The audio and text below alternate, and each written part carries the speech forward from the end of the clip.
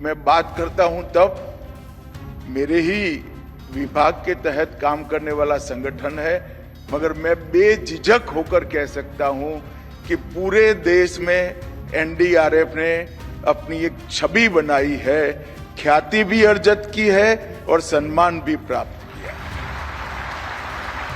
और एनडीआरएफ के संरचना में एसडीआरएफ का भी बहुत बड़ा रोल रहा है।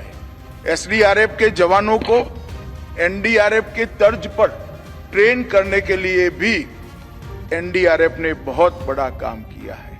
और जब मैं कहता हूं कि भारत ग्लोबल लीडर बनने के कगार पर है, तब हमने वैश्विक स्तर पर भी सीडीआरआई के माध्यम से ढेर सारी प्रसिद्धि भी प्राप्त की है और स्वीकृति भी प्राप्त की है।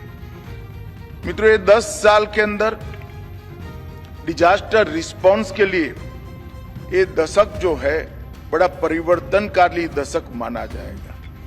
जब भी भारत के डिजास्टर रिस्पांस का इतिहास लिखा जाएगा, ये 10 साल संक्रांति काल के 10 साल के रूप में इतिहास को इसको नोट करना पड़ेगा। ये 10 साल में क्षमता, गति, दक्षता और सटीकता, ये चारों क्षेत्रों में हमने बहुत नोंदपात्र सिद्धियां हासिल की है।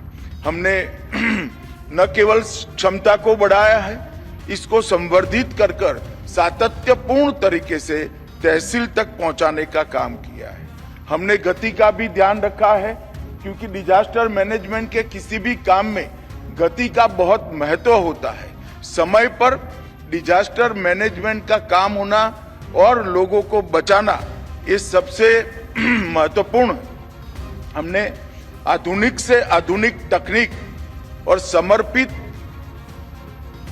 अपने बल के कारण, समर्पित स्वभाव वाले बल के कारण दक्षता में भी वृद्धि की है और तकनीक का उपयोग कर कर सटीकता के साथ पूर्वानुमान और जहां इंफॉर्मेशन की जरूरत है वहां पर इंफॉर्मेशन एडवांस में पहुंचाकर समाज को जागरूक करना और पूरे समाज को ये डिजास्टर मैनेजमेंट के और राहत और बचाव के काम में जोड़ने में भी हमें सफलता मिली है। और ये हमारे अप्रोच के अंदर भी ये 10 साल में ढेर सारा परिवर्तन आया है।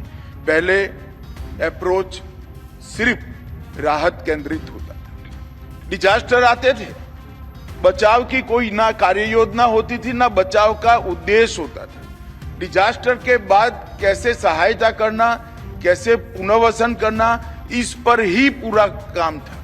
इस दशक की शुरुआत में हम मिनिमम कैजुअलिटी तक पहुंचे और दशक की समाप्ति होते थे जीरो कैजुअलिटी को हमने सफलता के साथ प्राप्त कर पूरे विश्व को अजूबा में डाला।